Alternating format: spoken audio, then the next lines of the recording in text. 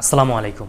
আমরা বিভিন্ন ধরনের ডকুমেন্টস, ভোটার আইডি হতে পারে, বিভিন্ন কাগজপত্র হতে পারে, স্ক্যানিং করি বিভিন্ন প্রয়োজনে, পিডিএফ করার জন্য অথবা ইমেজে রূপান্তর করার জন্য অথবা কোথাও পাসপোর্ট পাঠানোর জন্য স্ক্যানিং করতে হয়। তো আপনি আপনার মোবাইল দিয়েই কিভাবে ভালোভাবে স্ক্যানিং করতে পারবেন সেই বিষয়টি এই ভিডিওতে দেখিয়ে দিচ্ছি। পুরো ভিডিওতে আপনাদের সাথে রয়েছে আমি নাজিম পাটোয়ারি, আপনারা দেখছেন নাজিমস গুডনেস। প্রিয় ভিউয়ার্স, উদাহরণস্বরূপ আপনি কোনো একটি ডকুমেন্টস বা ভোটার আইডি স্ক্যানিং করবেন। লক্ষ্য করুন এই যে সিএস স্ক্যানার, এই সিএস স্ক্যানার অ্যাপসটি আপনার গুগল প্লে স্টোরে গিয়ে সার্চ করবেন এবং এটা ইনস্টল করে নেবেন। তারপর এই অ্যাপসটিতে আপনি ক্লিক করবেন। ক্লিক করার পর এরকম একটি ইন্টারফেস চলে আসবে। মোবাইলের ধরন অনুযায়ী এটি লোড হতে একটু সময় লাগতে পারে। আর এই অ্যাড অপশনটি আসলে এটা আপনি নেক্সটে ক্লিক করে কেটে দিবেন। এরপর লক্ষ্য করুন কিছু অ্যাক্সেস চাইবে, যেমন ধরুন ডিভাইসের ফটো অ্যাক্সেস এবং প্রয়োজনীয় কিছু অ্যাক্সেস চাইলে আপনি অ্যাপসটি রান করার জন্য যেগুলো প্রয়োজন ওকে দিয়ে দিবেন।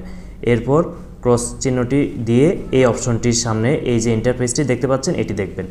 এখন এখানে লক্ষ্য করুন অনেকগুলো অপশন রয়েছে।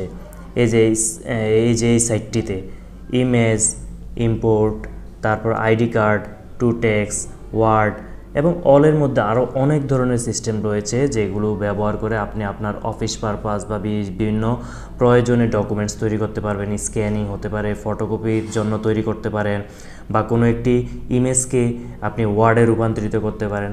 এখন আমি যেহেতু স্ক্যানিংয়ের বিষয়টি আপনাদেরকে বলেছি, ভোটার আইডি বা এই ধরনের কিছু স্ক্যানিং করবেন আপনি বা পাসপোর্ট, সেক্ষেত্রে আমি সর্বপ্রথম আপনাদেরকে স্ক্যানিংয়ের অপশনটি দেখাচ্ছি। এই যে ক্যামেরার যে লোগোটি এটাতে আপনি ক্লিক করবেন। ক্লিক করার পরে এই যে পারমিশন চেয়েছে এটা ওকে দিয়ে দিবেন। এরপর এখানে দেখুন অলরেডি ক্যামেরাটি অন হয়েছে। এবার অন হওয়ার পর লক্ষ্য করুন আমার সামনে একটি ডকুমেন্ট রয়েছে, এই যে লক্ষ্য করুন।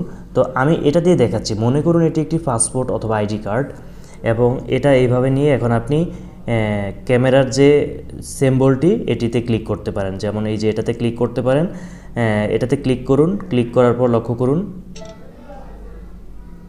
এটার মাপে মাপে কিন্তু এটা অলরেডি নিয়ে নিয়েছে। এরপর এটাতে ক্লিক করুন।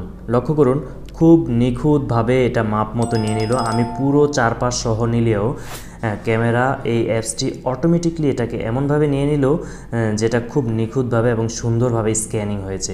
এরপর টিক চিহ্নতে ক্লিক করার পর এটি অটোমেটিক প্রসেস হয়ে আপনার মোবাইলে অ্যাড হয়ে গেল। এবার লক্ষ্য করুন কর্নারে ইমেজ এবং ওয়ার্ড, আপনি এটা দুইটাভাবেই নিতে পারেন। আপনি যদি ছবি হিসাবে রেখে দিতে চান সেক্ষেত্রে এই যে মোর অপশনটিতে ক্লিক করবেন। মোর অপশনটিতে ক্লিক করে এই যে সেভ টু গ্যালারি, এই সেভ টু গ্যালারিতে ক্লিক করলে আপনার মোবাইলে এটি সেভ হয়ে যাবে। আপনি যদি এটা না চান, আপনি যদি চান যে ওয়ার্ডে রূপান্তরিত করবেন, ওয়ার্ডে ক্লিক করতে পারেন। আপনি যদি চান যে এটা পিসির সাথে প্রিন্টারের সাথে কানেক্ট করে প্রিন্ট করবেন, এটা প্রিন্ট করে বের করে ফেলতে পারেন। আপনি এডিট করতে পারবেন, আপনি ইমেইলে পাঠাতে পারবেন, বিভিন্ন অপশনে। মোট কথা আপনি যে স্ক্যানিং রয়েছে, স্ক্যানার রয়েছে, স্ক্যানার ছাড়াই আপনার মোবাইল দিয়ে খুব নিখুঁতভাবে স্ক্যানিং করতে পারবেন। প্রিয় ভিউয়ার্স, দেখতে পেলেন কিভাবে খুব সহজে আপনি আপনার মোবাইল দিয়েই স্ক্যানিং করতে পারেন যে কোনো ডকুমেন্টস, এবং এই ডকুমেন্টসগুলো আপনি নির্দ্বিধায় যে কোনো জায়গায় পাঠাতে পারেন অথবা পিডিএফ করতে পারেন অথবা অন্য কোনো ফরম্যাটে কনভার্ট করে আপনি আপনার দৈনন্দিন প্রয়োজন অথবা অফিসিয়াল কাজে ব্যবহার করতে পারেন। এই ধরনের নিত্য নতুন তথ্যবহুল ভিডিও আমাদের চ্যানেলে নিয়মিত আপলোড করা হয়ে থাকে, তাই চ্যানেলটি ইউটিউবে সাবস্ক্রাইব করুন এবং ফেসবুকে ফলো করুন। আল্লাহ হাফেজ।